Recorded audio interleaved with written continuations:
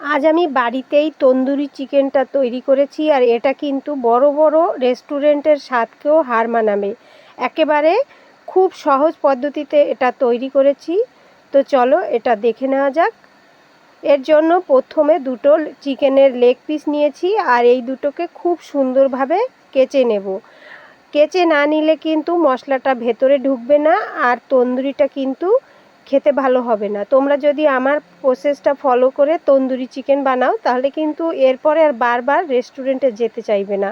এখানে আমি সমস্ত মশলা নিয়ে নিয়েছি, আর এখন আধ কাপ মতো টক দই নিয়ে ওর মধ্যে 1 চামচ আদা রসুন বাটা দিয়েছি, আর দিয়েছি অল্প একটু সর্ষের তেল। এরপরে স্বাদ মতো লবণ, আধা চামচ কসুরি মেথি, 2 চামচ ঝাল লঙ্কা গুঁড়ো, পরিমাণ মতো হলুদ গুঁড়ো, আধা চামচ ধনে গুঁড়ো, আধা চামচ জিরে গুঁড়ো, আর আধা চামচ দিয়েছি আমি কালারের জন্য কাশ্মীরি লঙ্কা গুঁড়ো,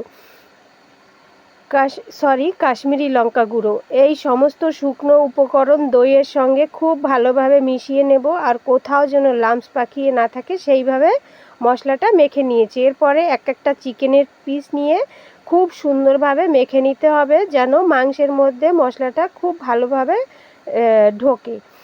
এইভাবে ম্যারিনেট করে মাংসটাকে আধ ঘন্টার জন্য আমি রেস্টে রেখেছি। সময়টা একটু কম ছিল, তাই তোমাদের হাতে যদি সময় থাকে তাহলে 2 ঘন্টার জন্য ম্যারিনেট করে রাখবে, তাহলে টেস্টটা কিন্তু খুবই ভালো হবে, আর চিকেনটা খুবই সফট হবে। আমি যেভাবে বানিয়েছি এভাবেও বানাতে পারো। এরপরে একটা গ্রিল প্যান নিয়েছি, গ্রিল প্যানে 2 চামচ মতো সাদা তেল দিয়েছি। প্রথমে কিন্তু প্যানটাকে খুব সুন্দর করে গরম করে নিতে হবে, আর তারপরে পুরো রান্নাটাই গ্যাসের ফ্লেমটা লোতে রেখেই হবে। এরপরে চিকেনের পিসগুলো দিয়ে দেব, আর যে জায়গায় মশলাটা একটু কম লাগছে সেখানে হাত দিয়ে আবার একটু মশলা লাগিয়ে দেব। এরপরে একটা থালা দিয়ে আমি এটাকে ঢেকে দেব, আর এইভাবেই ঢেকে ঢেকে গ্যাসের ফ্লেমটা লোতে রেখেই কিন্তু রান্নাটা করব। 20 থেকে 25 মিনিটের মতো সময় লাগবে, কিন্তু খেতে দারুণ টেস্টি হবে।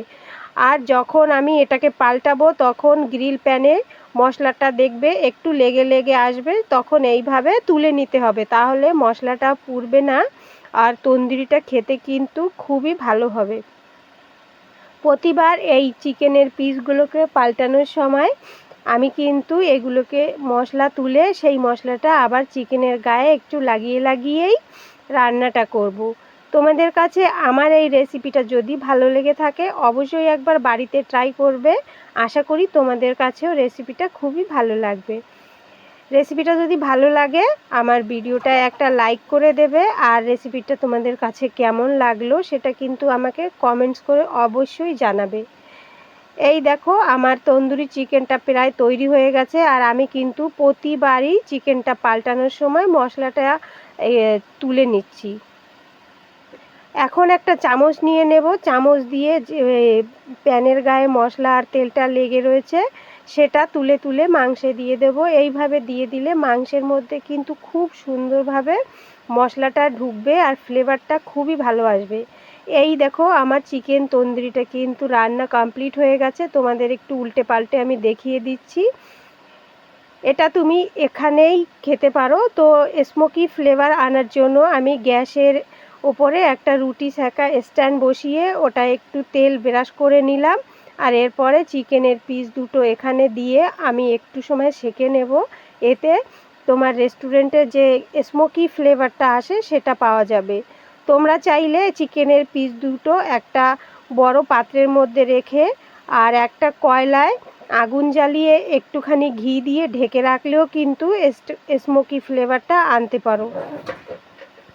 তো এখানে দেখো বন্ধুরা আমার চিকেনের পিস দুটোকে ছেঁকে নেওয়া হয়ে গেছে। খুব সুন্দরভাবে ছেঁকে নিয়েছি।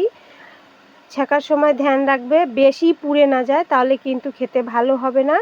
আর এরপরে আবার আমি গ্রিল প্যানে বসিয়ে প্যানের গায়ে যে মশলাটা লেগে রয়েছে সেটা ওপর দিয়ে আবার একটু চিকেনের গায়ে লাগিয়ে নেব।